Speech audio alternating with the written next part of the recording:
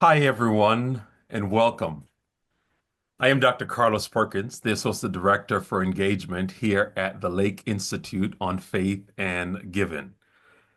And we are so glad that you've decided to spend part of your day with us for this conversation on the latest trends in giving to religion, highlights from the Giving USA 2025 report.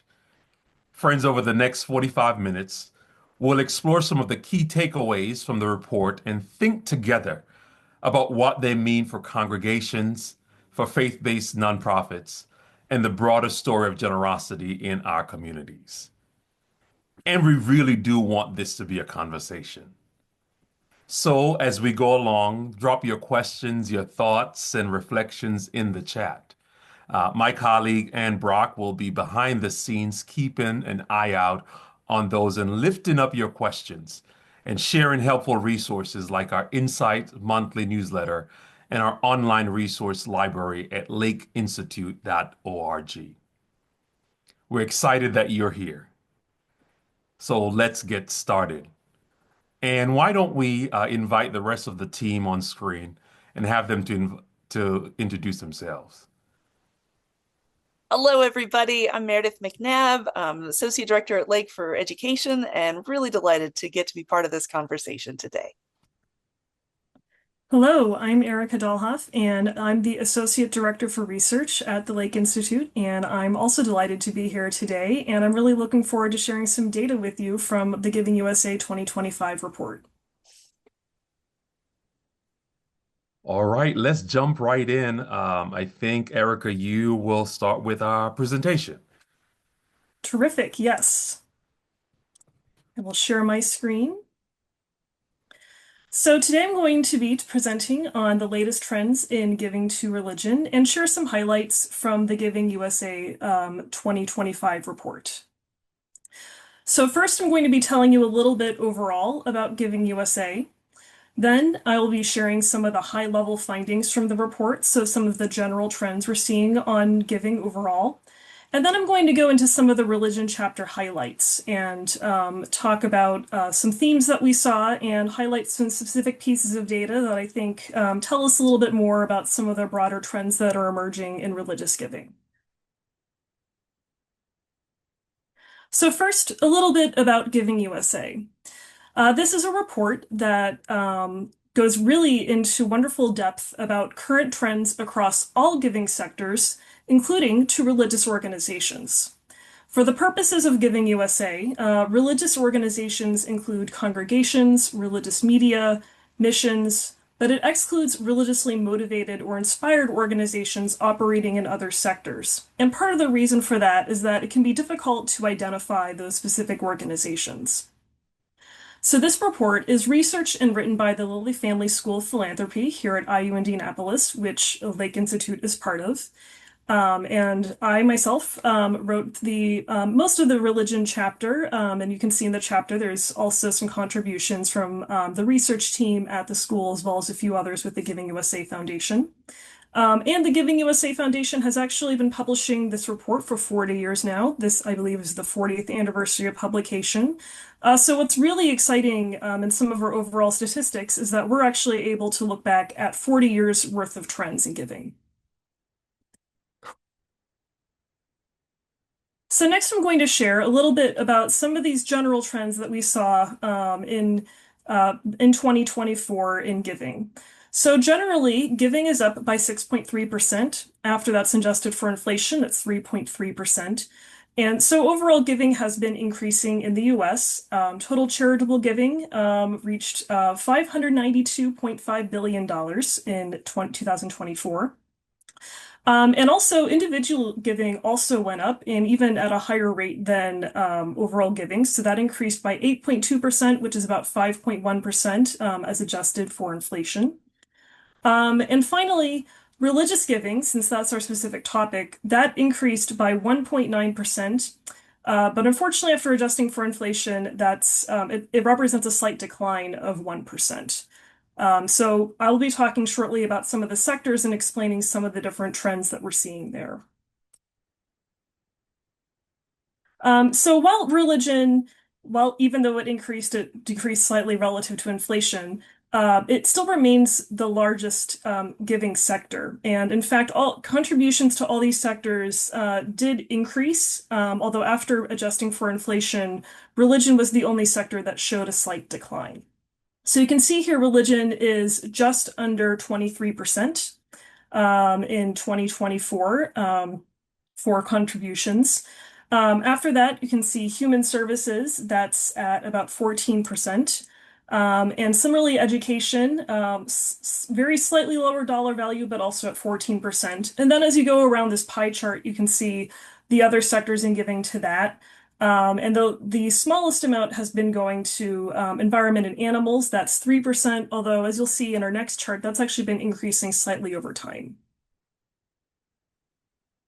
So now we're going to get into a little bit of giving to religion and a little bit on the historical trends where we see a decline in giving to religion in the overall share of giving. So this is, again, one of the benefits of Giving USA being in its 40th year is we see some data here back to the mid-1980s. And so you can see over this trajectory, religious giving started out being over 50%. It was 56% of giving between 1985 and 1989. And gradually, it's become a slightly smaller share to where we are currently in the 2020 to 2024 period. It's now about a quarter of all giving. But what's happening in conjunction with this trend is that we're seeing, some growth in other areas. So for instance, in this same time, human services has actually grown quite a bit. So that started in the single digits back in the 80s and into the 90s. And now human services, this year was 14% overall from 2020 to 2024, that it's been 13%. And then as I mentioned, we have some areas that were a very small slice of giving back in the 80s and 90s, such as international affair and environment and animals, that are also slowly growing. And some of the sectors here, education's actually been fairly consistent between about 11 to 14%. But you can see all the details of all these different sectors for giving. But even as religion declined, I would note that religion still does substantially remain the largest area of giving where giving is received. So let's look a little bit at this on the individual level. So this chart shows us giving as a percentage of disposable personal income. And the way this is defined for this chart is the income that is available after taxes have been paid. And of course, this is tied to total household income, which is a main determinant of how much households give. And so you can see the trend here since 1984, this proportion's been somewhere between 1.7%, I believe, was the low to, and that was, I think, in 1995 or so, and the highest levels would have been around 2.4%, which was hit at 2005. Currently, we're on the lower side of that at 1.8%. Although interestingly, I would note that's not far off from where this chart started, and you can see it's actually gone back and forth in the percentage throughout the 40-year time span that this represents. So the last overall trend that I wanted to share with you is the number of 501c3 organizations in the US. So this is looking at a 10-year time frame. So these are generally the nonprofits in the US. And overall, we've seen an increase. It was around 1 million in 2013. Now this has increased to about 1.5 million. And the annualized rate of increase has been about 3.7%. Between 2022 and 2023, the growth was closer to 2.3%, so it was a little slower compared to overall. But as you can see, this changes a little bit over time, and the general trend has been towards growth in the nonprofit sector. So now that we've gone over some of the major overall trends that we've seen, I'm going to talk about some specific examples from the religion chapter. So in the religion chapter, in addition to the overall highlights, we discuss a lot of the individual research findings that we've seen on giving over the past year. And one of these reports came from the Mortarstone and Infinity Concepts in Gray Matter research. So their report looked at giving to congregations. And they found that the median giving to congregations declined from $910 in 2021 to $600 in 2024. So this I took as an example of some of the changes we're seeing in individual giving. Now, if it's been a minute since you've taken statistics, the median is if you take all of the numbers and you line them up in a row, and then you take the middle number, that's what the median is. It's actually the middle number. And this is often used, especially when you're dealing with money and you may have some really high values on one end or low values on the other end that can affect what your average is. But the median, and so in that case, the median tells you a little bit more about what could be the typical experience. So I mention this because the next bullet point you'll see on the slide is that while median giving to congregations per household declined, the median giving among the top 1% of givers increased 47% from 2021. So this suggests to me that we actually see a couple of different patterns in congregational giving from this study. While it may be declining for the average individual household, for the top 1% of households, it's actually increasing quite a bit. And another interesting piece of data from the study was that they found that giving among evangelical Protestants in the US declined both in amount and frequency between 2020 and 2021, which is perhaps not surprising given the decline in median. And they also found 1/3 of evangelical Christians did not contribute to their church. So this is just one example of research that we found on looking at one particular faith group, but we also see some reflections of these trends across some of the other faith groups that we've been examining through this work. So next I'm going to look a little bit about some of the highlights we found in changes in congregational giving. And in this particular slide, I'm highlighting some of the findings we had from the Exploring the Pandemic Impact on Congregations, also known as EPIC report, which is out of the Hartford Institute for Religion Research. And this is from their Faith and Finances report that Lake actually helped to contribute to. So one of the big findings from this is that they did see that congregational income has overall increased, but it's not increasing at the pace of inflation. And I think this is really critical to think about because while we, see that gifts are increasing, it's likely that given the pace of inflation, that a congregation's expenses are probably exceeding what a congregation is bringing in if that's growing faster than what the giving is. So I think that's something that has the potential to really impact congregations in the local level. Something else I think is important to highlight from this report is that while 80% of the average congregation's budget comes from participant donations, 1/3 of congregations rely exclusively on participant contributions for funding. And particularly when we see fluctuations from inflation and also some of the general congregational trends I'll be talking about more in a moment, where we see on average across all faith groups, participation in congregations is declining. That means there are fewer people who are having to make up a larger amount of and growing amount of expenses for their local congregation. Though there is, I think, something really hopeful here for congregations, and that in this study, which actually supports findings even pre-pandemic we've had with faith communities today, fact surveys, that congregations that offer online giving tend to receive higher per capita income.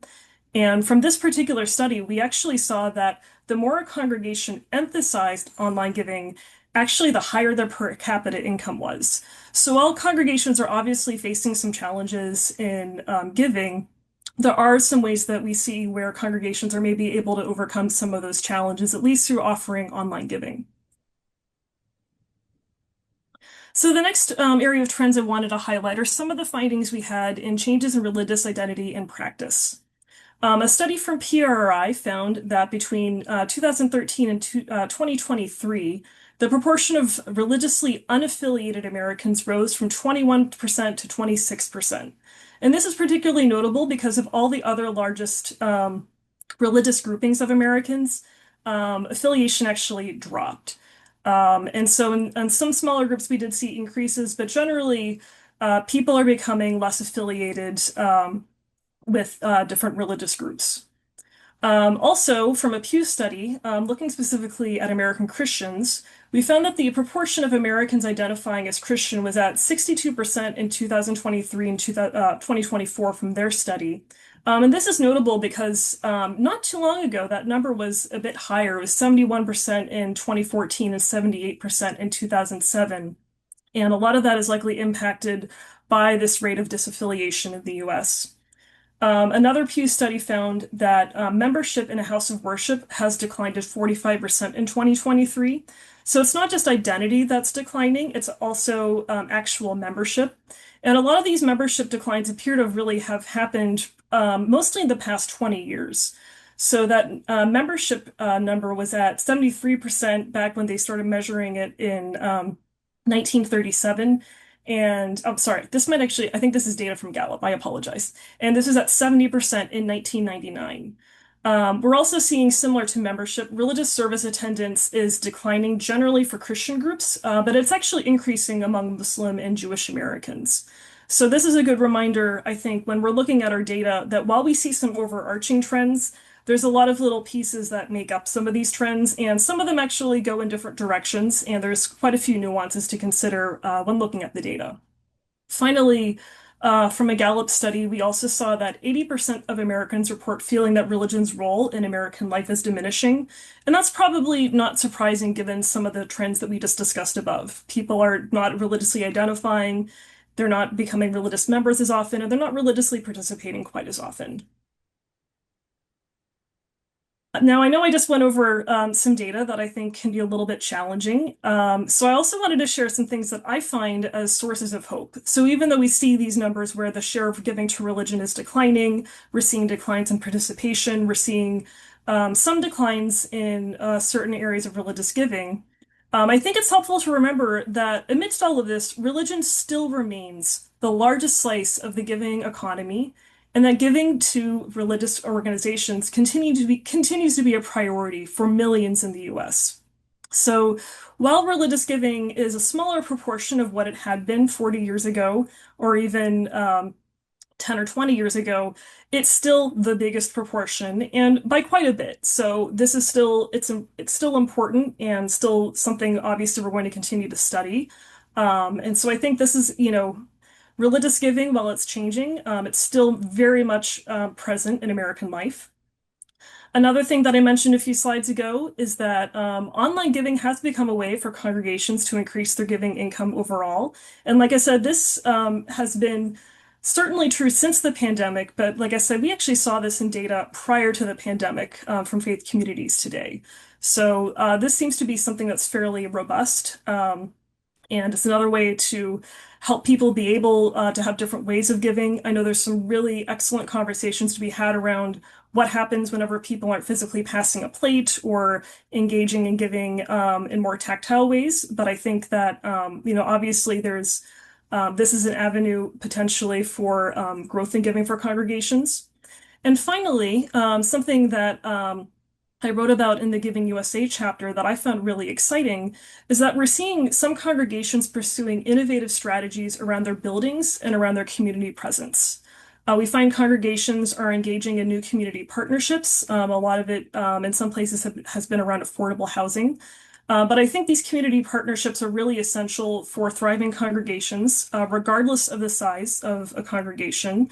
But also within these partnerships, we're seeing new opportunities for sources of revenue, and for ways for congregations to maybe use spaces in their building that they hadn't been using very much, or maybe its purpose has changed. Now the building has new life. There might be new people using parts of the building, and it can be a way for a congregation to be more sustainable, even in the midst of declining attendance and increased costs.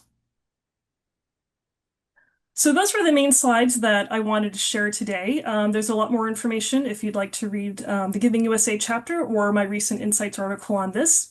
But now I'd like to hand it back over to Carlos and Meredith for a discussion to chat a little bit about what these trends mean for congregations, clergy, and lay leaders. Thank you.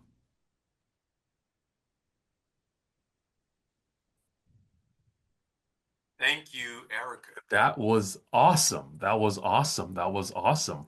There was a question in the chat about the slides. We will make the slides available in a follow-up email from Anne and from Lake Institute following this presentation. And I also want to highlight, Erica just shared that there's an Insight article that she wrote that is phenomenal, that helps to explain this. And we also want to encourage you to look at the full 2025 Given USA report. So now that we've just gone through the high level view of what the Given USA report is, what it's telling us overall, and some of the key highlights shaping the landscape of giving to religion in 2025. Now we want to shift from presentation to conversation. And over the next few minutes, my colleagues and I are going to unpack three themes that really stood out to us. First, how inflation is affecting congregational giving. Secondly, we'll wrestle with some trends in giving to religion within diverse congregations. And thirdly, what we see when it comes to online and generational giving. And Erica has mentioned that as a part of the presentation. And so let's get started. I'm going to invite my colleague Meredith to jump right into the conversation. Meredith, let's talk a little bit about the first theme, how inflation is showing up in the given 2025 USA numbers, and what it might mean for congregations on the ground. Absolutely. Thank you, Erica, for highlighting some of those pieces, especially that sense of how religious giving, even though it went up, it did not outpace inflation, and other sectors did. One of the other pieces of data that came out of these reports from FACT and EPIC noted that median congregational income, and Erica, thank you for the reminder on the math, the median congregational income increased since 2010 from $150,000 to $165,000 in 2024. But if it was going to have kept up with inflation, it would have had to increase to $209 and some $1,000. Yeah. Now, I realize most U.S. congregations are small, but most U.S. people who belong to congregations attend large ones. So those numbers may feel kind of small relative to where some of our audience members may be most connected. But at whatever scale, this sense of how inflation is affecting things and how giving to religion isn't overall quite keeping up with it, I think matters a whole lot. As Erica pointed out, this season of increasing disaffiliation from religion, increasingly people not claiming membership in a particular congregation. I know for a lot of congregations, just holding steady from the prior year in terms of members and givers can be a really positive thing, right? But that math does not math as costs go up across the board. I know in my own context, rising property insurance costs, rising food costs are adding up fast for congregational budgets. But particularly in terms of staff and clergy costs, there's a huge impact. You all know, we talk a lot about how personnel costs, clergy and staff, are the lion's share of the budget in most congregations, many congregations. And think about rising healthcare costs. Those are enormous budget increases that could be significantly affecting budgets without actually being able to really see an expansion of the programs and what the congregations can offer. But just one other piece there, I mean, of course, as inflation affects the institutions, inflation affects clergy and staff and how it is that they're able to support their families. That, a congregation cuts benefits, can't keep up with cost of living. That can really wind up driving even excellent leaders away from employment in congregations, which certainly does not then strengthen the overall outcomes where congregations are trying to change lives and serve their communities. In, I'm sorry, in working like directly with congregations, Meredith, thank you for that. That is so much to unpack there. But I know that we have some congregational leaders that are joining us today and probably will watch this at a later time. The impact of the inflation and congregational giving just on the sheer budget that's going to staff within a lot of congregations, right? That's an issue that you raised. And what does that look like for congregational leaders when we are seeing also more congregational leaders that are being more bivocational, right? And so that's how we might see that manifest in our day-to-day work. What does it mean for us? What can we imply from this for congregation in terms of how they raise funds? Well, I mean, I think the sense overall always can't just be, if you can just give a little more. And I think we're talking a lot about how folks are getting more creative about these things. Yeah. On the I realize it's a sacred duty. It is an honored thing for a lot of people to give, but it does wind up being income within the Yeah. organizations. Just saying we need to raise the income is just not going to cut it. Being able to really dive deeper into why and why it matters. Also, I mean, inflation is, of course, a struggle across the board. The givers are all struggling with those rising costs as well. I think that points in some ways to what Erica mentioned about top 1% of givers are increasing their gifts. They're seeing the needs, they're responding to it, and they're able to. Carlos, you bring up multivocational leadership, and I think that is potentially a way to address some of this on the sort of the other side of the equation of the budget. But one of the books that's come out in recent years called Part-Time is Plenty, I thought offered some really helpful observations about some of the strengths that can come from multivocational leadership. But they were really clear about, is that an intentional choice, or is that something that congregations are being forced into out of desperation?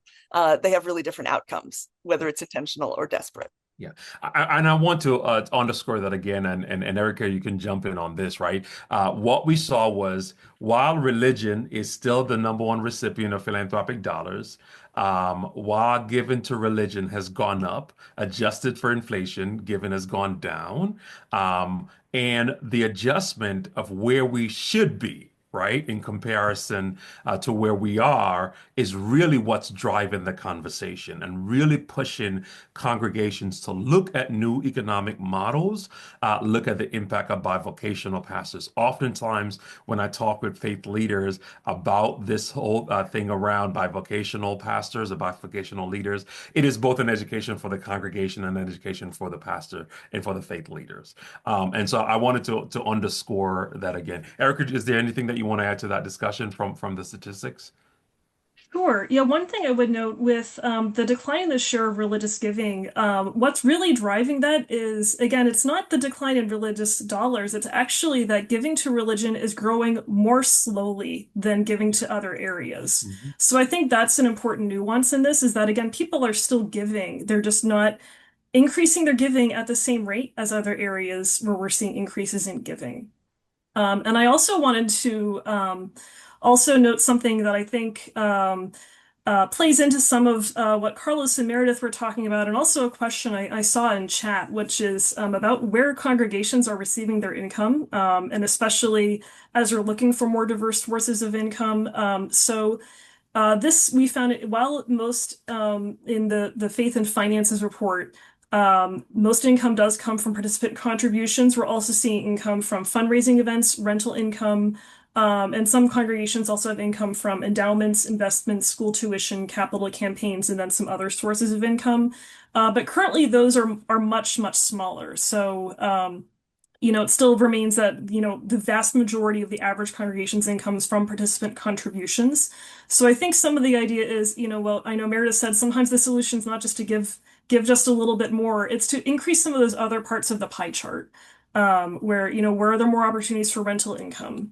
Maybe there's more opportunities with fundraising events or capital campaigns. There's a variety of strategies. And like I said, some of the exciting work I saw as I prepared the Giving USA chapter really happened around community partnerships. So it was a financial benefit to the congregation, but also as a benefit to the community and serving a need that congregation saw. So I think there's some really great examples of where mission can really be a part of this work, even as much as it's also a financial strategy. Awesome. Thank you. Let me just share again and invite those that are joining us. Please be a part of this conversation. Our colleague Ann is in the background looking at your questions and responding to some of your questions. We also will set aside the last 10 or so minutes as a part of this discussion to address some of your questions. But Meredith and Erica, I want to build on what we've been talking about and look at the second theme that we mentioned of how giving to religion is showing up in diverse congregations.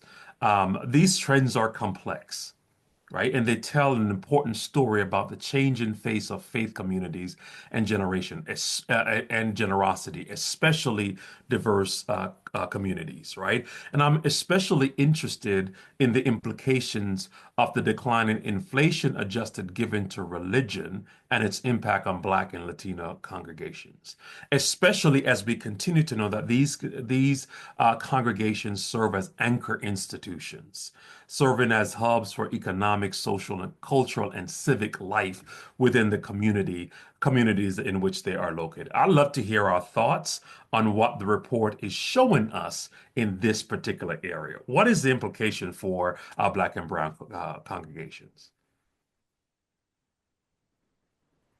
Well, I'll just highlight actually beyond this report, but out of Jennifer Watley Maxwell's report through Lake last year, um, Yeah. really thinking about sort of as she was looking at historically Black congregations, thinking of themselves as philanthropic organizations themselves, of folks who are collecting, magnifying, and redirecting resources for the good of all. As you mentioned, Carlos, I mean, that anchor institution model, I think, is really important and winds up engaging really well with other sources of funding. As Erica was pointing out, I mean, really unequal distribution of grant monies, really unequal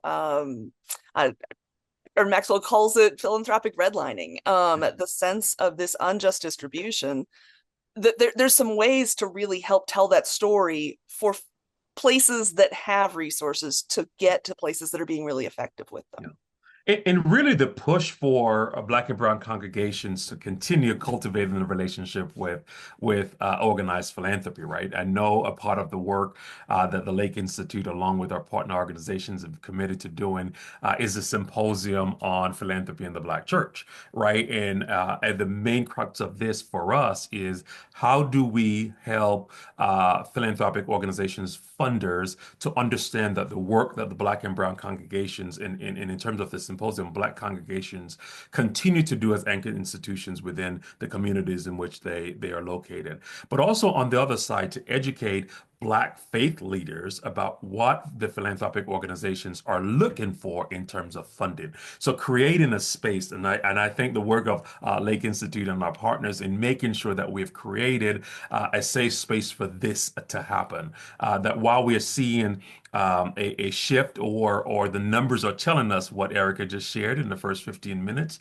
that this is a part of adopting a new economic model of how do you fund the work and the vision that God has called you to do in the context where you're located. Any other thoughts on what does this mean for us in terms of engaging philanthropy? Any other reports, any other opportunities to have this conversation about the impact on diverse congregations? Yes, I'll jump in and share about a study we're currently conducting here at Lake Institute, which is the National Study of Congregations Economic Practices, also known as NSEP. Some of you may be joining from congregations that are part of the survey, and for that, we really, truly, deeply thank you for that. This survey was originally conducted back in 2018, and we are doing a second wave of it now. And we're actually going back to the original 1,200 congregations we surveyed, which that was prior to the pandemic. And now we really want to understand what congregational finances and economic practices look like in the post-pandemic landscape. And we really want to be able to empower all congregations with this data. But I would note, there's really a need for high quality research on Black and Brown congregations and their giving. And what I'm really hoping, especially as we encourage these congregations repeat participation, that we'll be able in the coming years to have some research on practices and better understand that. And that's something that we can also share through our work here at Lake. Thank you, Erica. Thank you, Meredith. We want to get to the third theme because we want to get to the questions. Again, we want you to be a part of the conversation, so go ahead and drop your questions in the chat. The third theme is around online giving, generational giving. What is it that we're seeing, and what implications does that have for congregation and congregational leaders in 2025? Well, one highlight that really caught my attention, and really all of us panelists are sort of at this Gen X millennial cusp, Yeah. Yeah. the ways that millennials have outpaced Gen X givers. Can Um, I say, Meredith, that made me feel some kind of way? well, right? I think there's been a lot of talk of how millennials broke this and broke that. Yeah. And really, the data are showing that their giving and their religious engagement is outpacing Xers. Um, Thinking of congregations, if the whole picture is boomers and beyond, that is just a whole other place of rethinking engagement in leadership, engagement in how you're inviting giving, and thinking about this online giving Yeah. being a little bit more technical side of things. But the ways that online giving is, I would interpret the data saying that it is finally taking root broadly, fully, and flourishing in religious settings. I know when I've been in leadership in religious settings, there's been a lot of pushback about that. It feels like we're getting over some of those objections, um, and therefore making giving easy, secure, and straightforward for people of all generations. The implication swiftly, of course, is how does that translate into younger people or newer people recognizing that giving is how these organizations flourish at all. If giving is off stage and completely not talked about, which I think we all encounter a number of places where religious leaders are like, yeah, we can't talk about the money in our setting. Um, that is a hump to get over of how is it that you're both teaching and modeling what generosity looks like and allowing financial generosity to be part of that. I encounter a lot of leaders in particularly some swaths of Christian imagination that they talk about time, talent, and treasure, but they kind of mumble the treasure part. That there's something to be able to say we can talk about money and financial generosity with whole hearts and loud voices, and that's all right. Thank you. Thank you. Eric, I'm gonna lean on you a bit to I love the statistics you shared about kind of the impact of online giving, right? And what that looks like as folks are giving more online. But Meredith, one of the oftentimes when we are out in the fields talking with our partners or teaching one of our courses, we oftentimes hear pastors ask the question, right? If online giving is increasing, right, how do you model? Right? So if you're sitting within the congregation and you've already given online, how do you model for the younger generation the practice of generosity? How do you start cultivating younger generations as they're watching you, especially as it relates to families, if they're not seeing you model the way? And so we wrestle with that, right? Online giving is going up. It finally is taking root, but we're also wrestling with how do we cultivate younger givers as we are, thinking about the longevity in this. Erica, do you want to add anything in regards to the statistics about online giving?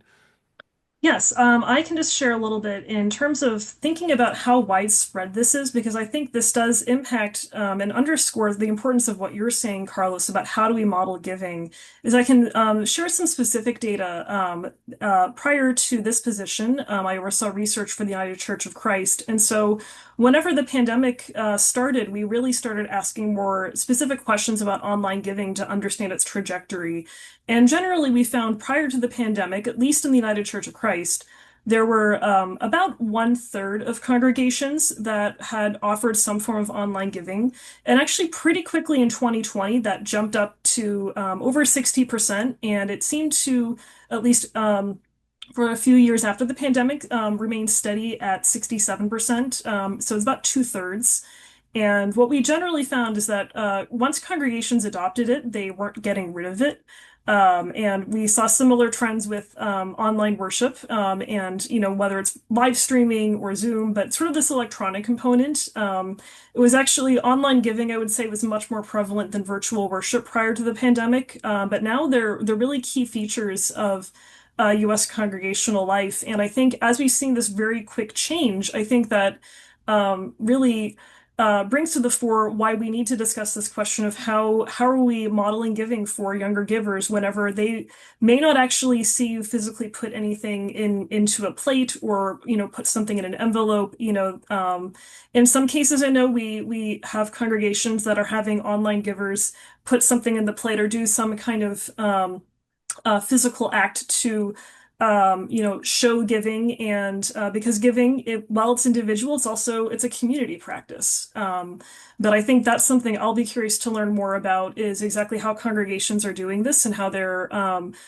cultivating a spirit of giving among younger generations.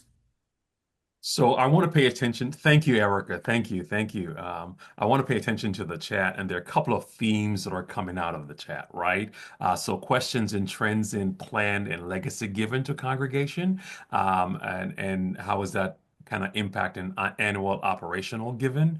There's some questions around which congregations have endowed funds for ministry outreach and unrestricted support. So plan given, legacy given, endowments. Um, um, I want to highlight a few other things, right? There's some questions around, you know, is religion influence and given to the other nonprofits, right? I know there was an initial question, Erica, when you laid out the statistics of what kind of organization is included in the religion section of the Giving USA report. Does that include organizations like missions organizations, right? So organizations that are doing missionary work. And I think there was a specific question about like the Samaritan, what is that organization? Samaritan's Purse. Samaritan Purse, right? Is there a question about whether or not they're included in there? So I want to throw those out. We have about less than 5 minutes to be able to address it. So anyone want to take a stab at any one of those things? Terrific. Well, I can answer quickly to the types of organizations. So, a mission organization should be included in the data. I'll give an example of an organization that would not be included in the data. For instance, Habitat for Humanity would be considered a religiously inspired organization, but because their main mission is with housing, they would not be classified under religious giving. Awesome, awesome. As you said, Carlos, we've got some really great questions here about some particularly specific pieces. And I think Anne put in the chat, we are going to try to keep also working on these in future Insights articles. We also have responses to some of these in our resource library. So I hope that people might dig around for the particular questions that they're interested in.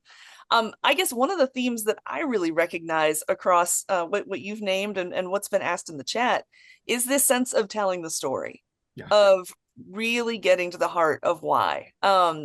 There's one question around, wait, how do we tell the story to those top 1% givers that have already increased their giving tremendously and people who aren't giving anything? How is that the same story? And it's not. I mean, I think recognizing that a diversity of the stories of both what generosity looks like and the things that generosity makes happen is something that all of our religious organizations, but perhaps particularly congregations, Yeah. have to dig into of how is it that you're telling that story in ways that can appeal to a Gen X non-giver or a Gen Alpha who's just watching their parents not put something in a plate or in a box. Okay, those are different stories along the way. So I will also add, Meredith, that not only should we tell the stories and tell the stories that make your impact visible, that we are also meeting donors where they are to engage beyond Sunday or Saturday mornings, right? Like while weekly worship attendance is highly correlated with giving, few are regularly attending post-COVID. Right. And so the urge is to use the digital tool, use recurring gift options, use storytelling, use small group, use the opportunity through pastoral care to create multiple touch points for engagement and spiritual connection, right? That you have to enlarge your giving, enlarge beyond Sunday morning. And then not only that, that you're broadening the given culture. As somebody lifted in the chat, that you're looking at legacy gift, you're looking at major gifts, and you're looking at donor advised funds, right? While fewer individuals may be given, though the amount may be rising, there's significant untapped potential in major gifts. Right. And so we oftentimes encourage faith leaders to utilize that as a tool, utilize planned giving, right? And donor advised funds, right?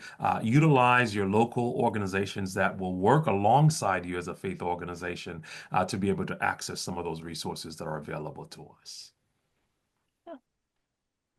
All right. There are tons of questions in the chat.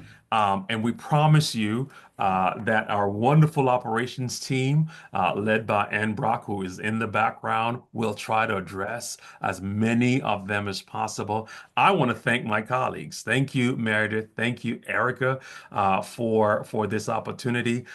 We want to invite each of you that's joining to share this once you get it with others, but also tap into some of the resources that's available through the Lake Institute on Faith and Giving. Any final thoughts, Meredith? Any final thoughts, Erica? Many thanks to Yeah. everybody coming along with us. Thank you, everyone. Really grateful that we're here, and we look forward to sharing some more resources with you. Thank you.